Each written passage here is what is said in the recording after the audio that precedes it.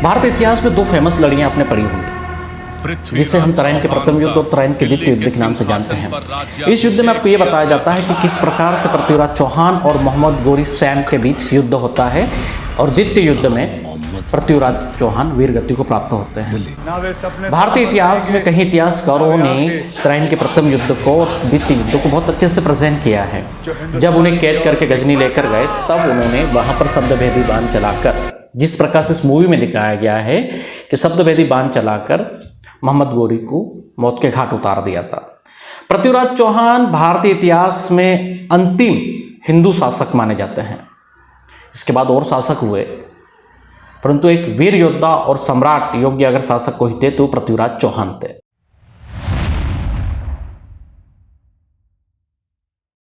नमस्कार, मैं योगेंद्र सिंह चौहान, लेखक मैग्रो हिल अंतर्राष्ट्रीय प्रकाशन उच्च शिक्षा भारत। चर्चा करते हैं तराइन के प्रथम युद्ध की। भारतीय सीमा में प्रवेश करा तो सर्वप्रथम उसने भटिंडा पर अटैक किया था। ये 11 अक्टूबर की घटना है। इस समय दिल्ली के शासक थे चहड़पाल तोमर, क्योंकि दिल्ली की राज सत्ता जो थी वह तोमरों के अधीन थी।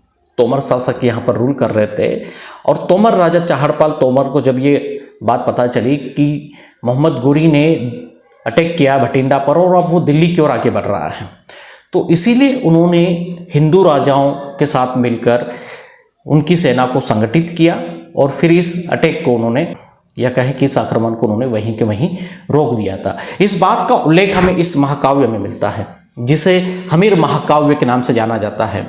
इसमें हमीरदेव चौहान की वीरता और उनके शौर्य को काफ़ी अच्छे से लिखा गया है।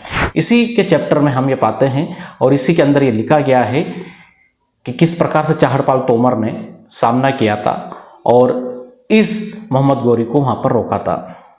आगे हम चर्चा करें तो आप ये भी देखते हैं कि अब इसके बाद पृथ्वीराज चौहान को एक खबर लगती है। 1191 में वो मोहम्मद गोरी का सामना करते हैं, और 1191 में जब ये आक्रमण होता है तो वहाँ पर मोहम्मद गोरी बाल बाल बचते हैं और वो वापस लौट जाते हैं। इसके बाद फिर वापस बड़ी सेना लेकर आते हैं। भारतीय इतिहासकार तो ये भी बताते हैं कि उसके पास 10,000 अच्छे खासे घुड़सवार सैनिक थे। उसकी अपेक्षा अगर देखें तो सबसे ज़्यादा शक्तिशाली सेना जो थी वह पृथ्वीराज चौहान के पास थी। लगभग 3 लाख पैदल सैनिक थे और 300 हाथी थे। ऐसा जो लेख और प्रमाण मिलते हैं उसमें ये बताया गया है। एक और ये भी आप देखते हैं कि सेकंड जब बैटल होता है तो उसमें 2 चैप्टर बड़े महत्वपूर्ण हो जाते हैं। एक सेकंड में पहला चैप्टर आता है आपका जयचंद का। जयचंद का इसलिए कहेंगे कि जयचंद ने ही बताया था मोहम्मद गोरी को कि किस प्रकार से आप 5 भागों में अपनी आर्मी को डिवाइड करेंगे, और शाम के समय जब सूर्यास्त हो जाता, क्योंकि हिंदू राजाओं में एक नियम था कि सूर्यास्त होने के बाद युद्ध नहीं लड़ा जाता है। यहां पर यही पॉइंट उसको बता दिया गया था, किसके द्वारा? जयचंद के द्वारा। दूसरा फैक्टर यह आता है कि पृथ्वीराज चौहान को कतई भनक नहीं लगी कि जयचंद जो है वह मिल चुका है मोहम्मद गोरी से।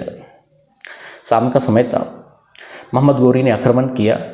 अंतिम उसका जो पायदान, पैदल सैनिक पायदान था, उसके साथ उसने मिलकर अटैक किया, और सिरसा, जो सरस्वती सिरसा है, उत्तर प्रदेश का पार्ट और राजस्थान के मध्य वाला क्षेत्र, वहाँ पर पृथ्वीराज चौहान वीरगति को प्राप्त होते हैं। अब बड़ा प्रश्न ये है कि अगर पृथ्वीराज चौहान वहाँ वीरगति को प्राप्त होते, कुछ स्रोत ये बताते हैं, या कुछ स्रोत ये भी बताते हैं कि उन्हें वापस से अजमेर की राज सत्ता मोहम्मद गोरी ने सौंप दी थी, क्योंकि उसके बाद के कुछ कॉइन्स वगैरह हमें म्यूजियम में देखने को मिलते हैं, जिसमें पृथ्वीराज देव फ्रंट और सेकंड बैक साइड पर मोहम्मद सैम लिखा हुआ है। इस प्रकार के कॉइन्स भी हमें मिलते हैं। तो ये बात तो सत्य हो जाती है कि अभी पृथ्वीराज चौहान नहीं मारे गए हैं। अब बड़ा प्रश्न ये है कि 1192 का जो युद्ध था, ये जिसे हम तराइन का द्वितीय युद्ध कहते हैं, तो यहां से मोहम्मद गोरी वापस लौटते हैं और तोमरों को भी अपनी राज सत्ता वापस सौंप देते हैं। जब गजनी की ओर प्रस्थान करते हैं तो रास्ते में ही उनकी हत्या कर दी जाती है। बताते हैं कि वहीं पर कुछ आक्रमणकारियों ने मोहम्मद गोरी को घेर लिया था और मौत के घाट उतार दिया था। उनकी बॉडी के कुछ अवशेष गजनी पहुंचाए गए। जैसे कि एक फिल्मी स्टाइल्स में आपने देखा होगा कि शेर सियाराना तिहाड़ जेल से निकलकर वर्ष 2004 में निकलते हैं और पृथ्वीराज चौहान की अस्थियों को लेकर आते हैं। जैसे इस मूवी में आपको ये दिखाया गया है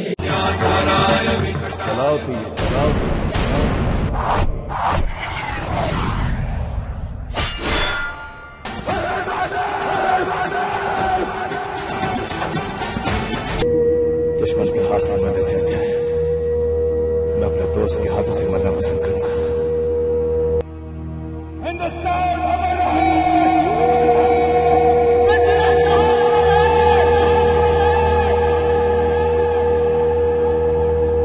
कि पृथ्वीराज चौहान शब्दभेदी बाण चलाते हैं, जैसे कि पृथ्वीराज रासों में अंकित है। चंद्र बरदाई द्वारा यह कृत महाकाव्य है और बाद का जो चैप्टर है वो उनके पुत्र जलन ने कंप्लीट किया था। 1192 में पृथ्वीराज चौहान ने अगर गोरी को मार दिया तो बड़ा प्रश्न यह है कि मोहम्मद सैम को किसने पाकिस्तान का जो सोहावा वाला क्षेत्र है मारा। अगर वहां पे मार दिया तो आप हमें यह बताइए तो गजनी में क्या हुआ, फिर गजनी कौन गया? Questions mark. भारतीय इतिहास में कई वामपंथी इतिहासकारों ने इतिहास को तोड़ मरोड़ के ऐसे लिख दिया और उसी को आप सत्य मानते हैं। चलिए एक पल के लिए हम मान लें कि सोहावा पाकिस्तान वाला जो पार्ट है वहां पर मोहम्मद गोरी की हत्या नहीं हुई, तो गजनी में, जैसे कि मैं फिर एक बार दोहरा दूं आपको कि गजनी में पृथ्वीराज चौहान और मोहम्मद गोरी के बीच जब युद्ध होता है, आप इसमें यह बताया गया है कि शब्दभेदी बाण चलाकर पृथ्वीराज चौहान ने मोहम्मद गोरी को मौत के घाट उतार दिया। उसके बाद वो भी वीरगति को प्राप्त हो जाते हैं, मतलब स्वयं अपने आप को वो खत्म कर लेते हैं। तो गजनी में मोहम्मद गोरी मारे जाते हैं। अब ये घटना है आपकी 1192 की। अगर मोहम्मद गोरी मारे गए तो आप ये बताइए कि क्या मोहम्मद गोरी का भूत लड़ने के लिए आया था चंदावर के युद्ध में जो 1194 में हुआ था, जिसे भारतीय इतिहास में कई पुस्तकों में लिखा गया है कि चंदावर का युद्ध जयचंद और मोहम्मद गोरी के मध्य होता है। ये क्या है? ये युद्ध कौन लड़ रहा है? आप किसे सत्य मानेंगे, किसकी प्रमाणिकता को आप सिद्ध करेंगे? इस वीडियो का माध्यम यह है कि आपको सही इतिहास की परख होनी चाहिए। आज भी भारतीय इतिहास में कई ऐसे पुस्तकें हैं जिसमें चंदावर के युद्ध को बड़े अच्छे वर्णित करके लिखा जा रहा है। कॉन्सेप्ट क्लियर नहीं है।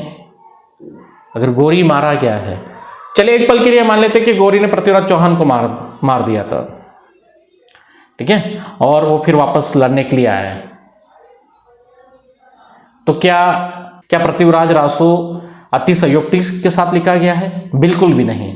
कहीं विद्वानों ने यह सिद्ध कर दिया है कि पृथ्वीराज रासो एक प्रमाणित ग्रंथ है और यह सच है कि मोहम्मद गोरी को गजनी में पृथ्वीराज चौहान ने शब्दभेदी बाण चलाकर मौत के घाट उतार दिया था।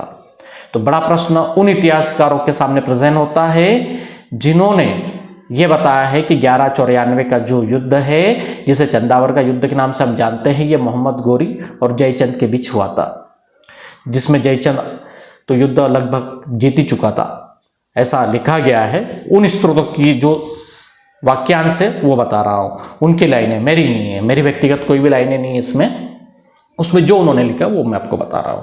बता दें कि आंख में तीर लगने की वजह से जयचंद मारे जाते हैं और इस प्रकार से बंगाल और गंगा के दोहाब वाले क्षेत्र पर गोरी की सेना कब्जा कर लेती है। अब एक चैप्टर ये भी आता है कि 1206 में जब गोरी राजसत्ता देकर लौटते हैं तो रास्ते में उनको मार दिया। तो 1206 का कॉन्सेप्ट अलग है, जो कुतुम्बी के ऐबक को राजसत्ता सौंपते हैं और वापस गजनी की ओर प्रस्थान करते हैं। तो समझ में ये नहीं आ रहा है कि 1194 में क्या हुआ, तो 1192 क्या था? क्या ये एक पल के लिए मान लिया जाए कि 1192 में कोई युद्ध हुआ ही नहीं? सच जानना आपके लिए बहुत ज़रूरी है। इसकी दूसरी कड़ी में मैं आपके सामने इसका पर्दाफाश करूंगा। धन्यवाद। जय हिंद, जय भारत।